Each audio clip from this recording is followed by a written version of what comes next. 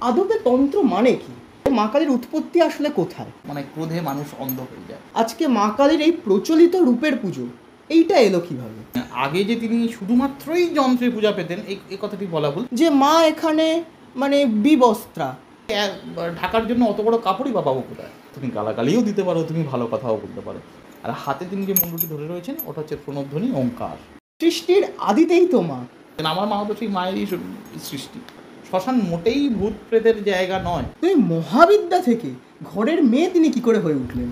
আমরা যদি মদ, মাংস ইত্যাদিকে আমরা দেখি, বাইরে থেকে দেখতে এগুলো অত্যন্ত স্থূল।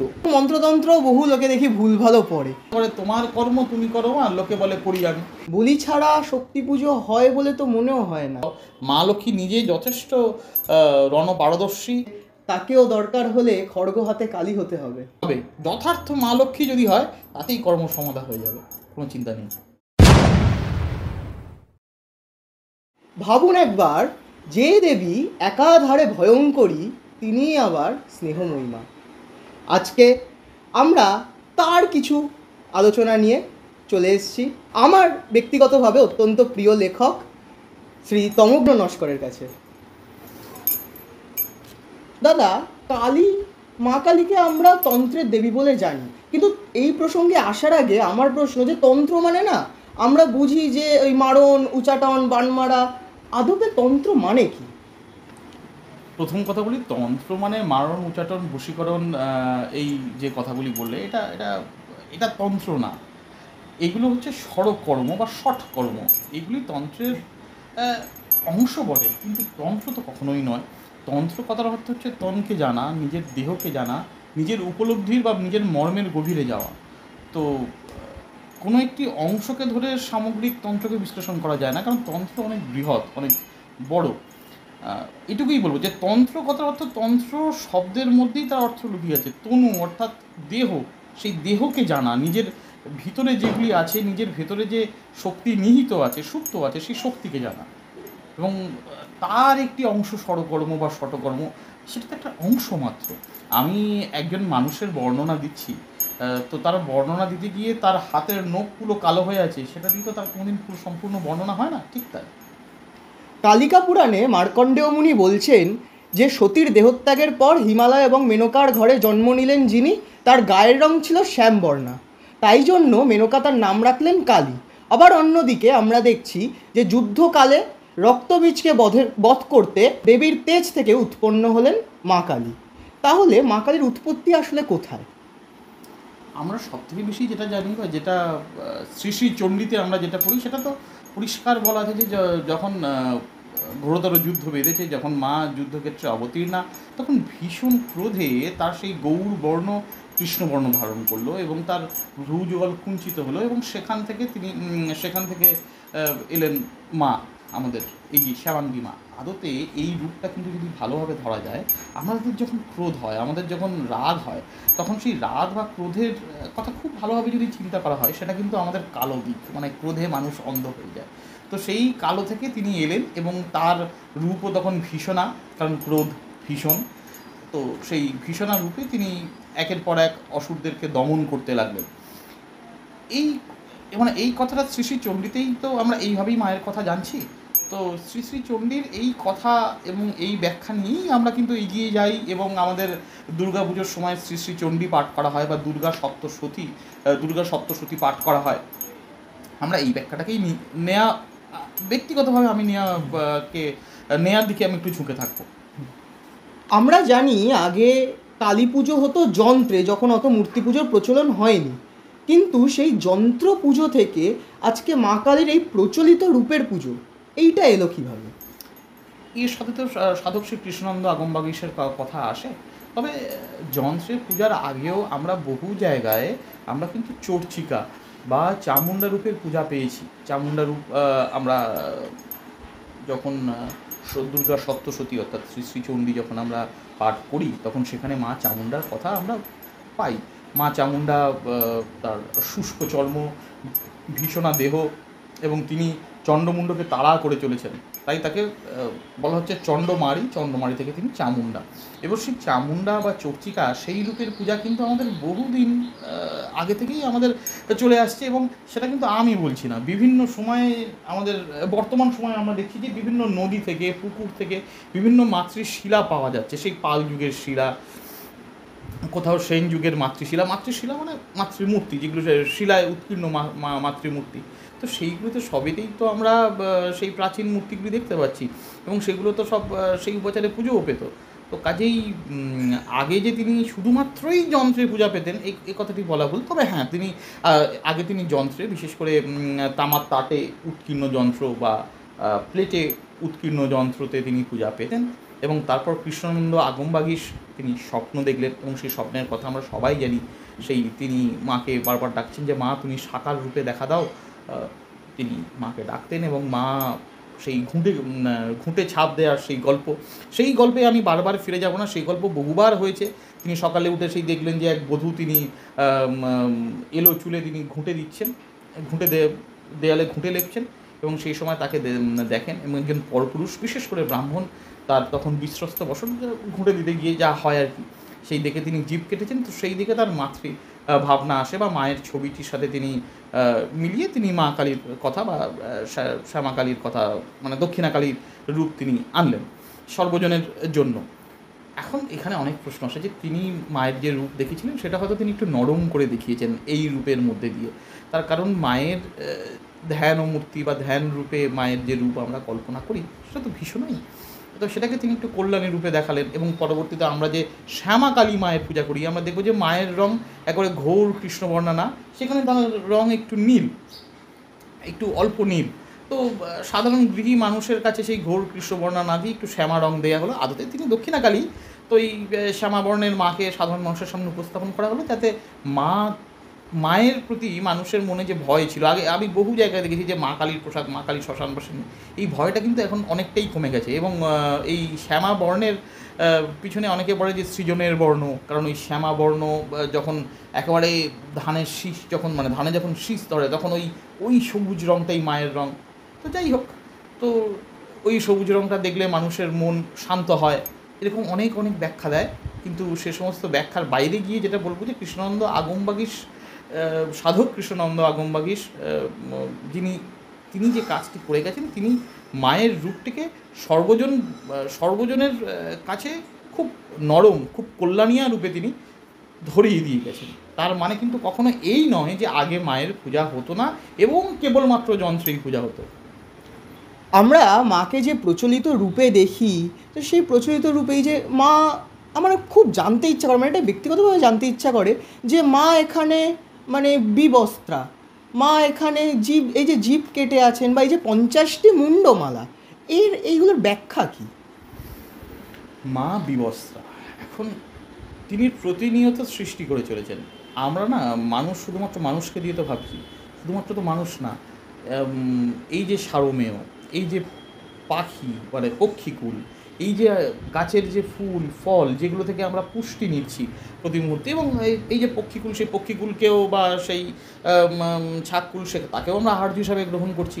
মানে এই যে খাদ্যের যে একটা চিরায়ত চক্র মা তৈরি করে দিয়ে গেছেন, এই খাদ্যের চিরায়ত চক্রের প্রতিটা বস্তু এবং প্রতিটা জীব ও জড়ও কিন্তু প্রতিনিয়ত তিনি প্রসব করে চলেছেন। তো যিনি সদাই প্রসবিনী, তাকে যদি আমরা কাপড় পরাই, তাকে কি কাপড় পরানো সম্ভব? যিনি সদা প্রসব করে চলেছেন, আজকে একটা শিশু জন্মালো, শিশু জন্মে সে একটু বড় হয়েছে, তার জন্ডিস হয়েছে, তাকে ডাক্তারবাবু বলছেন তাকে বাতাবি লেবু খাওয়াতে হবে। তো সেই বাতাবি লেবুটাও কিন্তু যে গাছে ফলছে, সেটাও কিন্তু সেই মায়েরই দান, সেই মায়েরই প্রসব। তো যিনি সবসময় প্রসব করে চলেছেন, যিনি সবসময় আমাদেরকে দিয়ে চলেছেন, তাকে বস্ত্র পরানোর সাধ্য কী আমার? মানে আমরা সাধারণ মানুষ তাকে কী বস্ত্র পরাবো? আমাদের তো, এবং তিনি সব দিকে ব্যাপ্ত, সব কিছু তিনি প্রসব করছেন, তার মানে কি সবের মধ্যেই তিনি রয়েছেন, সবের মধ্যে তিনি জড়িয়ে রয়েছেন।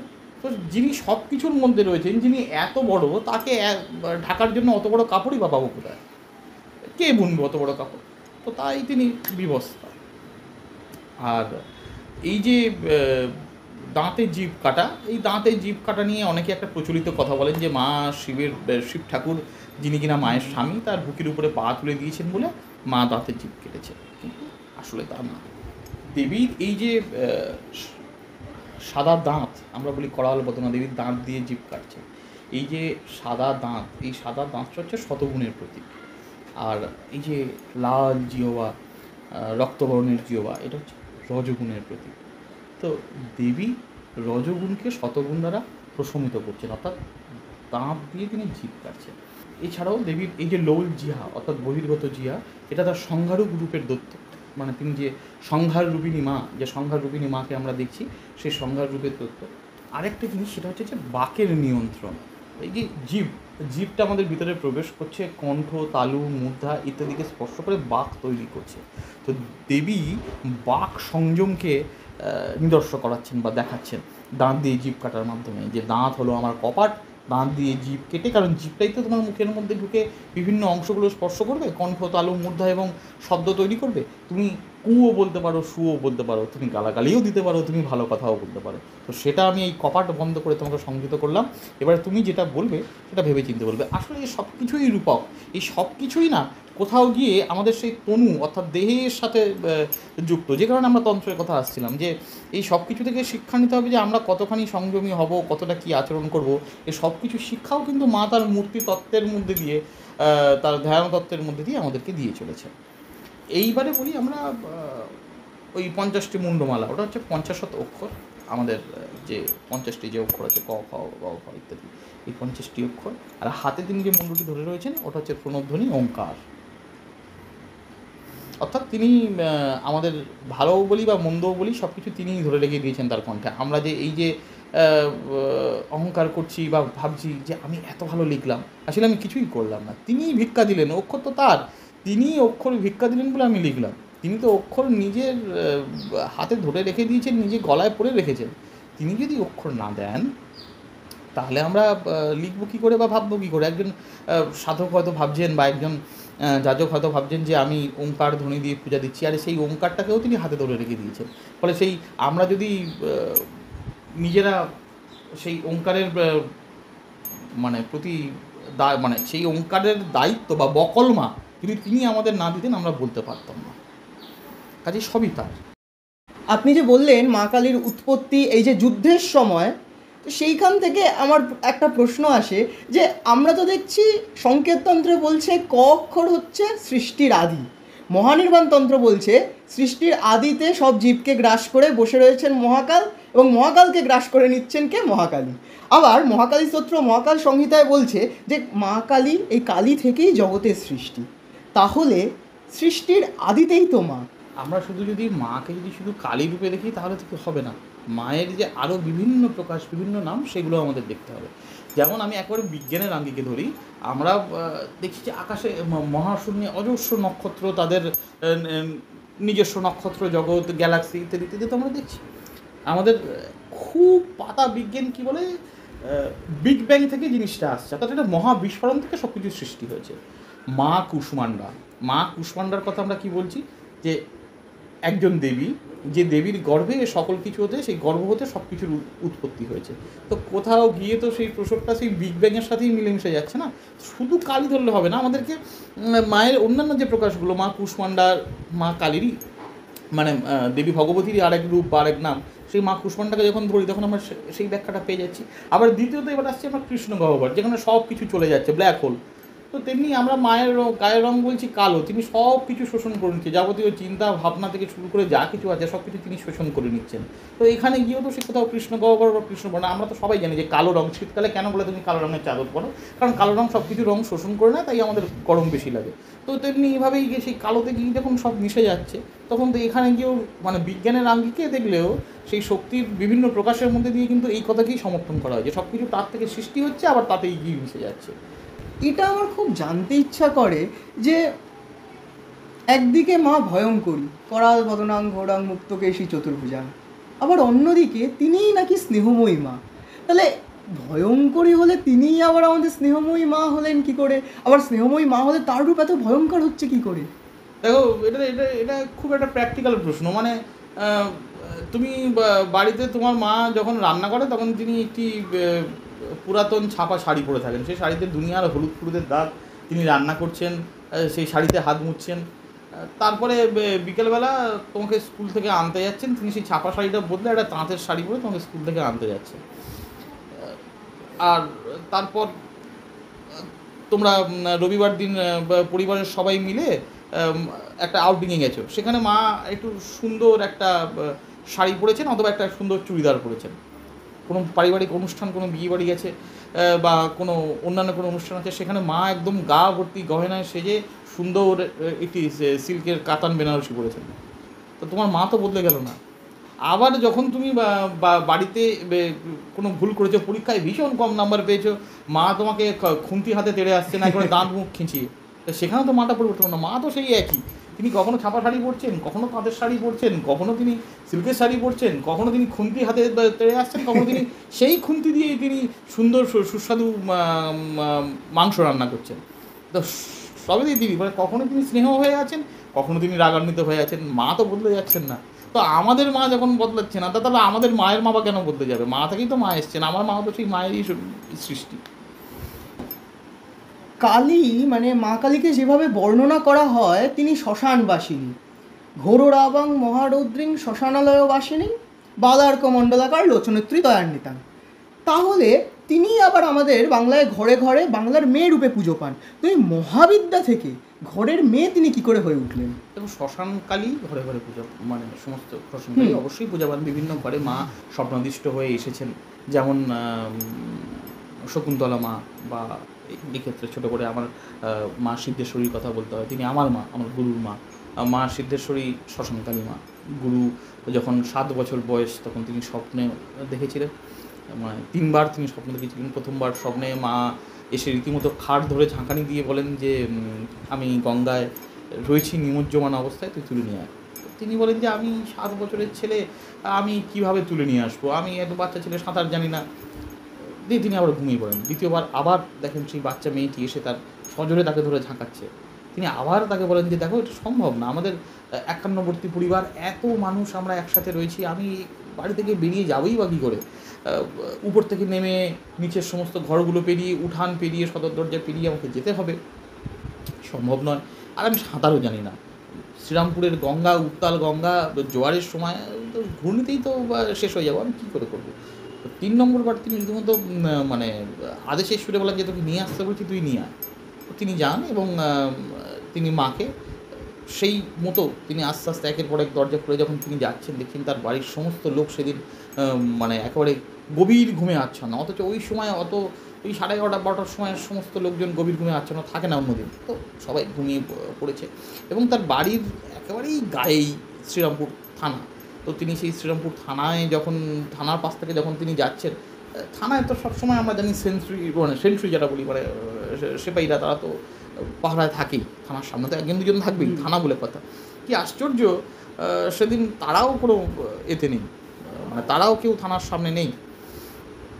তো এমন অবস্থায় তিনি যান এবং 1 পা 2 পা করে তিনি গঙ্গায় নামছেন এবং ভয় পাচ্ছেন যে আমি গঙ্গায় যে নামবো, জলে নামতে গিয়ে যদি কোনো বিপদ আপদ হয়, কারণ আমি তো সাঁতার জানি না। তিনি মনে মনে সেই একে দুষছেন যে দেখ, তুই আমাকে নামাচ্ছিস, আমি নামতে পারবো কি না, তো কী করবো। আর ওই জায়গাটাতে একটি ঘূর্ণি আছে, মানে 2-3টে ধাপ নামার পরে একটা ঘূর্ণি শুরু হচ্ছে একটু দূরে, মানে জলের একটুখানি দূরেই। তো তিনি নামার পর হাঁচা করছেন, ওই যা হয় আর কি। আমরা ভীতু হলে কী হবে, ঘাটের যে জায়গাটা, মানে সাঁতার জানি না, যখন ভয় পাবো তখন কী করবো, সেই ঘাটের আশেপাশেই আমরা হাতটা তাড়াবো, আর যেতে সাহস পাবো না। তিনিও তার ব্যতিক্রম না। তখন তো তিনি মাকে তো অতখানি করেননি, তিনি ওইভাবেই হাতড়াচ্ছেন। প্রথমে হাতে একটা অদ্ভুত হড়হড়ে কিছু একটা জিনিস আসে আর কি, পিচ্ছিল করে একটা জিনিস। তো তিনি সেটাকে তুলে, একটা গলা, পচা গলা, সব গঙ্গায় তো ওরকম ভেসে আসেই প্রতিদিন, সব হয় ছুঁড়ে ফেলে দিয়েছেন। তো দেওয়ার পর আবার হাতড়াচ্ছেন, দেখছেন কিছু ওই বাসি ফুল টুল ইত্যাদি। মানে শ্রীরামপুর, হুগলি, রিষড়া, মানে এই অঞ্চল জুড়ে প্রচুর মন্দিরের ফুল টুল প্রতিদিন ফেলা হয়। সেই ফুল মাল্য টাল্যগুলো, সেগুলো ছড়িয়ে দিয়ে তিনি আবার করছেন। এইবার তার হাতে থাকে একটি মূর্তি, এবং সেই মূর্তিটি কালো কষ্টি পাথরের মূর্তি। তিনি সেই মূর্তির হাত ধরে তুলে নিয়ে আসেন, তুলে মূর্তিটি মাথায় ধরেছেন। আর সেই সময় ঠিক সেটা ছিল ওই দোল পূর্ণিমার জাস্ট আগের দিনের রাত। তো ওই মায়ের গা থেকে জলদানা টোপে পড়ছে, তার উপরে চাঁদের আলো পড়েছে, পড়ে সে অদ্ভুত, মা যেন মুক্তোর অলঙ্কারে সেজেছে নিরাভরণ মা। এবং মায়ের হাতে একটি বাটি, মায়ের জিহ্বা নেই, অর্থাৎ মা শ্মশানকালী রূপে। তো তিনি ওই মাকে নিয়ে এলেন। তো কাজেই শ্মশানকালী মায়ের যে এই কথাটা হয়তো আমি একটু আউট অফ দ্য ট্র্যাক বললাম শ্মশানকালী মায়ের কথা প্রসঙ্গ করতে গিয়ে, কিন্তু বলার এটা হচ্ছে শ্মশানকালী মা স্বপ্নাদিষ্ট হয়ে বহু জায়গায় এসছেন। মা শ্মশানবাসিনী বলে যে তিনি ঘরে আসবেন না এমন কথা নয়, তবে ঘরে সচরাচর দক্ষিণাকালী মায়েরই পুজো করা হয় এবং গৃহীর জন্য দক্ষিণাকালী মায়েরই পূজা। তিনি সাধক হয়েছেন, তার কাছে মা নিজে এসেছেন, সেটা অন্য ব্যাপার। না হলে সচরাচর আমরা দক্ষিণাকালী মায়েরই পূজা করি। এবার অন্য কোনো মায়ের রূপের যদি পূজা করতে হয় সেখানে গুরু আদেশ বা গুরু বাক্য অবশ্যই নেওয়ার আছে যদি আমি পূজা করতে চাই। এবং দক্ষিণাকালী মায়ের রূপ তো সৃষ্টির রূপ, তিনি তো সৃষ্টি করছেন, ফলে সেই রূপে থাকতে তো আমার কোনো সমস্যা নেই। এবার শ্মশানকালী মায়ের ব্যাপারে আর একটা আমরা বলি, সেটা হচ্ছে শ্মশানকালী মায়ের রূপ নিয়ে আমরা ভীষণ ভয় পাই। কিন্তু এই শকুন্তলা মায়ের রূপ বা আমাদের মা সিদ্ধেশ্বরীর রূপ, সেই রূপ দেখলে কারোরই ভয় লাগবে না। আর কারণ হচ্ছে শ্মশানকে আমরা যেভাবে দেখি, শ্মশান আসলে তা না। শ্মশান মোটেই ভূত প্রেতের জায়গা নয়। শ্মশানের অর্থ হলো একজন মানুষ তার যাবতীয় কামনা বাসনা চাওয়া পাওয়া, তার যাপনে সে যত পাপ অন্যায় যা কিছু করেছে, তার নশ্বর দেহে সে তার দুটো হাত দিয়ে তার মন দিয়ে সে যা কিছু করেছে সব কিছু কিন্তু শ্মশানে জ্বলে পুড়ে শেষ হয়ে যাচ্ছে, ছাই হয়ে যাচ্ছে। অর্থাৎ একজন মানুষের সব কিছু সেখানে শেষ হচ্ছে এবং তাই সেই শেষ হওয়ার জায়গাটাতে তিনি শক্ত করে ধারণ করে, মানে সেই জায়গাটাকে শক্ত করে তিনি নিজের গ্রিপে নিয়ে, নিজের শাসনে নিয়ে যিনি বসে রেখেছেন, তিনি মা শ্মশানকালী। যে শ্মশান অতি সুন্দর এক স্থান, যেখানে মানুষ তার ইহজীবন শেষ করে পরজীবনের জন্য যাত্রা শুরু করছে। সেই যাত্রাস্থলের যিনি সম্রাজ্ঞী, তিনি হচ্ছেন মা শ্মশানকালী। তাকে তো ভয় পাওয়ার কিছু নেই, তাকে তো ভয় পাওয়ার কোনো জায়গা নেই। আমরা শুধু শ্মশান মানেই ভূতপ্রেত, শ্মশান মানেই ইত্যাদি এইসব কিছু ধরে রেখেছি, কিন্তু আমাদের এটা মনে রাখতে হবে যে শ্মশান একজনের সব কিছু শেষ করে অন্যদিকে যাওয়ার জায়গা। সেখানে কেন ভূতপ্রেত থাকতে যাবে? এবং সেখানে তো স্বয়ং তিনিই আছে। ভূত এই অর্থে যে সেখানে একজন মানুষের অতীত শেষ হয়ে যাচ্ছে এবং সে এক অন্য বর্তমানের দিকে যাত্রা করছে, সেই দিকে আমরা বলতে পারি ভূতপ্রেত। কিন্তু সেই ভূত মানে ওই রামসের ব্রাদার্সের ভূতপ্রেত নয়। আমি শুনেছি যে কালী পুজো করতে নাকি পঞ্চমকার লাগে। এই পঞ্চমকার ব্যাপারটা কি? এটা আমি একটু বইয়ের সাহায্য নেব, ঠিক আছে? আমি অন স্ক্রিনেই বললাম বইয়ের সাহায্য নেব, তার কারণ এটাকে সমস্ত শ্লোক দিয়ে এবং তার ব্যাখ্যা দিয়ে আমাকে ব্যাখ্যা করতে হবে যাতে জিনিসটা সহজবোধ্য হয়। তো পঞ্চমকারে আমি প্রথমে আসছি একবারে। মদ্যং মাংসং তথা মৎস্যস্তং মুদ্রা মৈথুন মেয়েবচ শক্তি পূজা বিধা বাদ্যে পঞ্চতত্ত্বং প্রকীর্তিতম। এটা মহানির্বাণতন্ত্রে বলা হচ্ছে। অর্থাৎ শক্তি পূজা প্রকরণে মদ, মাংস, মৎস্য, মুদ্রা ও মৈথুন এই পঞ্চতত্ত্ব সাধন স্বরূপে কীর্তিত হয়, ঠিক আছে? এবারে আমরা যদি মদ, মাংস ইত্যাদিকে আমরা দেখি, বাইরে থেকে দেখতে এগুলো অত্যন্ত স্থূল, কিন্তু ওই যে বললাম তন্ত্র অর্থাৎ তন্ত্রকে জানা, অর্থাৎ যে কোনো জিনিসের গভীরে গিয়ে জানা, গভীরে যেই চলে যাচ্ছে এগুলো ভীষণ সূক্ষ্ম হয়ে যাচ্ছে। কেমনভাবে সূক্ষ্ম হচ্ছে? মদ্য হচ্ছে প্রথম তত্ত্বটাই হচ্ছে মদ্য। সে মদ্যে বলা হচ্ছে যে এই যে আমাদের ব্রহ্মরন্ধ্র থেকে যে সোম ধারা বা অমৃত ধারা যেটা ক্ষরণ হচ্ছে, সেটা পান করে মানুষ আনন্দে পূর্ণ হয়। তাই আনন্দময় পুরুষ হচ্ছে মদ্য সাধক। অর্থাৎ আমাদের যে আনন্দ হচ্ছে, সুখ, সেটা কীভাবে আসছে? সেটা হচ্ছে আমাদের ব্রহ্মরন্ধ্র থেকে একটা সোম ধারা বলা হচ্ছে, সেই ধারার ক্ষরণ হয়।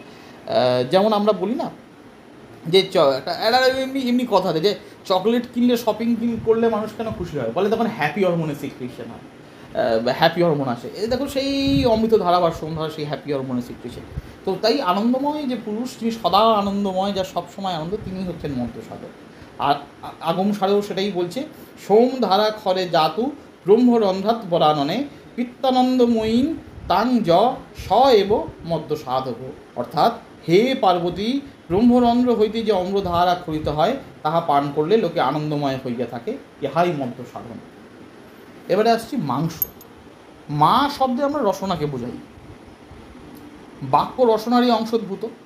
যে ব্যক্তি সর্বদা উহা ভক্ষণ করে, অর্থাৎ মৌনী হয়, অর্থাৎ যে ব্যক্তি সর্বদা বাক্য ভক্ষণ করে থাকে, মানে সে তার কথাকেই ভক্ষণ করছে, খুব কম কথা বলছে, মৌনী, তাকেই বলা হয় মাংস সাধক। মাংস সাধক আসলে হচ্ছে বাক সংযম। অর্থাৎ বাক্য বা মন্ত্রোচ্চারণ এবং বাক সংযম দুই সাধককে অভ্যাস করতে হয়। মা শব্দাত্র শোনা গেয়া তদংশান রসনাপ্রিয়ে সদা যো ভক্তয়ে দেবী স এব মাংস সাধক। অর্থাৎ হে রসনাপ্রিয়, মা রসনা শব্দের নামান্তর, বাক্য তদংশ সম্ভূত যে ব্যক্তি সতত উহা ভক্ষণ করে তাকেই মাংস সাধক বলা হয়। মাংস সাধক ব্যক্তি প্রকৃত বাস্তবে বাক সংযমী মৌনালম্বী যোগী। আমরা অনেকেই দেখি মৌনী বাবাদের কথা জানতে পারি যারা খুব কম কথা বলেন ইত্যাদি। এবারে চলে আসছি মৎস্য। মৎস্য বলছে গঙ্গা যমুনয়ের মধ্যে মৎস্যই দৌ চলতৌ সদা তৌ মৎস্যৌ ভক্ক এদো জস্তু স্বভবেত মৎস্য সাধক। অর্থাৎ গঙ্গা যমুনার মধ্যে দুইটি মৎস্য সতত চলিতেছে, যে ব্যক্তি এই দুটি মৎস্য ভোজন করে তারা মৎস্য সাধক। এখন গঙ্গা যমুনা কী, এর প্রশ্ন আসতেই পারে। এবারে হচ্ছে আমরা বলি যে মা অর্থাৎ আমাদের কুণ্ডলিনী শক্তি কোথায় সুপ্ত আছে, যে ইড়া পিঙ্গলার মধ্যে। তো সেই ইড়া পিঙ্গলা, এই যে দুই নারী স্রোত, এই দুই নারী স্রোতকে বলা হচ্ছে গঙ্গা যমুনা। আর এই যে প্রাণায়াম শ্বাস প্রশ্বাস ধারণ, যার মাধ্যমে আমরা যোগ করি বা যার মাধ্যমে আমরা কুণ্ডলিনী শক্তিকে উপরের দিকে তুলে নিয়ে যাই, এটাই হচ্ছে মৎস্য এবং দ্বিবিধ প্রাণবায়ু। অর্থাৎ মৎস্য সাধনা হচ্ছে আদতে দেহের অভ্যন্তরস্থ প্রাণবায়ুর আনাগোনাকে নিয়ন্ত্রণে এনে কুম্ভকের পুষ্টি সাধন, সেটাই হচ্ছে মৎস্য সাধক অর্থাৎ সাধন। এবার হচ্ছে মুদ্রা। মুদ্রাটা একটু জটিল। আত্মা হলো বোধ আর আগ্রা চক্র হলো নিয়ন্ত্রণ। আমাদের যা কিছু বোধ সেটা আমরা আত্মাই তো আমাদেরকে বোধের ঘর ধরা হয়, আত্মা যে জিনিসটাকে আমরা দেখতে পারি না। আর এই আগ্রা চক্র হলো নিয়ন্ত্রক, মানে আমাদের এই যে আগ্রা চক্রটা আছে সেটাই বলছে, সেটাই যা বলছে আমরা তো সেটাই করি। তো এই আগ্রা চক্রের অবস্থানটা হচ্ছে শিরশ্রিত সহস্রদল পদ্ম বা বোধ, যে আমাদের মাথার মধ্যে যে বোধ রয়েছে সেই বোধটাকে আমরা কীরকম ধরি না, সেটা হচ্ছে না পদ্ম কুঁড়ির মতো, সেটা আস্তে আস্তে খুলছে। আমরা যত জ্ঞান হচ্ছে সেই পদ্মের কুঁড়িটা খুলে গিয়ে তার পাপড়িগুলো খুলে যাচ্ছে। আমাদের বহু জায়গায় আমরা ছবি দেখলে দেখবো যে আমাদের মাথার দিকটা এরকম দেখানো হয় যে একটা পদ্ম, সহস্রদল পদ্ম, মানে দেখবে এমনি পদ্ম না, মানে সেই পদ্মের দুধাপের পাপড়ি আমরা দেখি, সেই সহস্রদল পদ্ম, সেই সহস্রদল পদ্ম খুলেছে। তো তাহলে এক কথায় খুব সোজা করে বললে মুদ্রা প্রাপ্তি হচ্ছে জ্ঞান প্রাপ্তি বা জ্ঞানোদয়, এটাই মুদ্রা সাধন আর কি। সহস্রারে মহাপদ্মে কর্ণিকা মুদ্রিতা চবে তো একটু সময় নিয়ে কোনো তোমরা কাটতে পারো। সহস্রারে মহাপদ্মে কর্ণিকা মুদ্রিতা চবেত আত্মা তত্রৈব দেবীশী কেবলং পারদোপমম সূর্যকোটি প্রতিকাশং চন্দ্রকোটি সুশীতলম অতীব কমনীয়ঞ্চ মহাকুণ্ডলিনী যুতম যস্য জ্ঞানোদয়স্তত্র মুদ্রা সাধক উচ্চতে। অর্থাৎ হে দেবীশী, শিরস্থিত সহস্রদল পদ্মে মুদ্রিত কর্ণিকা অভ্যন্তরে শুদ্ধ পারতুল্য আত্মার অবস্থিতি। যদিও ইহার তেজ কোটি সূর্য সদৃশ, কিন্তু স্নিগ্ধতায় ইনি কোটি চন্দ্র তুল্য। পরম পদার্থ অতিশয় মনোহর এবং কুণ্ডলিনী শক্তি সমন্বিত। যার এরূপ জ্ঞানের উদয় হয়েছেন তিনি প্রকৃত মুদ্রা সাধক। তো সব শেষে হচ্ছে মৈথুন। মৈথুন শুনলেই আমরা খুব স্থূল জিনিস ভাবি, কিন্তু তা না। মৈথুন হচ্ছে ওই যে কুণ্ডলিনী শক্তি যে সর্পরূপে নিম্নে অবস্থান করছে, তিনি ওই সহস্রদল কোমল, মানে যেটা আমরা বললাম উপরে, সেখানে যে শিব আছে, শিবের সহিত তিনি মিলন যেটা করছে, তখনই সেটাকে আমরা বলছি মৈথুন। অর্থাৎ মৈথুন ক্রিয়া কিন্তু আদতে ব্রহ্মজ্ঞান লাভ এবং মানে আমার সব কিছু আমি মুক্ত হয়ে গেছি, আমার সমস্ত ষড়রিপু ভেদ করে আমি আমার সেই চরম কাঙ্ক্ষিত স্থানে পৌঁছাতে পারি। যখন আমি দেখব যে আমার অর্থের লোভ চলে গেছে, আমার কামনা চলে গেছে, বাসনা চলে গেছে, তখন এক অন্যরকম তুরীয় আনন্দ, এই মৈথুন, সেই তুরীয় আনন্দের কথা বলা হয়েছে। কারণ মৈথুন করে সবসময় মানুষ আনন্দই পায়, তো সেই তুরীয় আনন্দের কথাই বলা হয়েছে। নিরুত্তর তন্ত্র, বামকেশ্বর তন্ত্র, এইসব জায়গায় স্পষ্টতই সাবধান করা হয়েছে যে শুধু তন্ত্র দীক্ষা হলে হবে না, গুরুর দ্বারা অভিষিক্ত হলে তবেই সে তন্ত্রমতে শাস্ত্রমতে কালী পুজো করতে পারবে। এবং যদি তার ব্যতীত অন্য কেউ কালী পূজা করে, যতদিন সূর্যচন্দ্রের অবস্থান থাকবে ততদিন তাকে নরক যন্ত্রণা ভোগ করতে হবে। কিন্তু বর্তমানে আমরা দেখি যে মানে ঢালাও কালী পুজো হচ্ছে এবং সবাই যে একদম মানে তন্ত্রাভিষিক্ত তা মনে তো হয় না, এবং মন্ত্রতন্ত্র বহু লোকে দেখি ভুলভালও পড়ে। এটা কীভাবে হচ্ছে, মানে আপনি কি মনে করেন?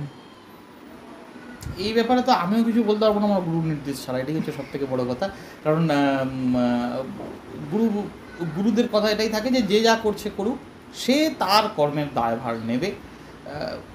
এই ব্যাপারে তো আমি তোমার গুরু, আমি তোমাকে যতক্ষণ না বলবো তুমি ততক্ষণ পরবর্তী পদক্ষেপ নেবে না। তো কাজেই গুরু যখন এই কথাটি বলেই দিয়েছেন, তখন যে যেমন ওই কর্ম করবে তখন তেমনি ফল পাবে। আবার সে এই কথাটিও বলতে পারে তোমার কর্ম তুমি করো মা, লোকে বলে করি আমি। তো তিনি এবারে মাকে বলবেন যে মা তোমার কর্ম তুমিই করিয়েছো, তাহলে তুমি আমায় কেন ফল দেবে? ফলে তো আর কিছু বলার নেই। শ্রীমৎ দক্ষিণা কালিকা স্তোত্র শুরুই হচ্ছে এই দিয়ে যে কৃষ্ণদৌড়ী মহাচণ্ডী মুক্তকেশী বলিপ্রিয়ে, অর্থাৎ মা বলিপ্রিয়া। বলি ছাড়া শক্তি পুজো হয় বলে তো মনেও হয় না, কিন্তু বর্তমানে দেখি মানে বহু মানুষ শুধু এই সময়ই এসে বলেন যে না মা তো বলি চান না, মা কি কখনো বলি চাইতে পারেন? মানে এই নিয়ে আপনি কি বলবেন?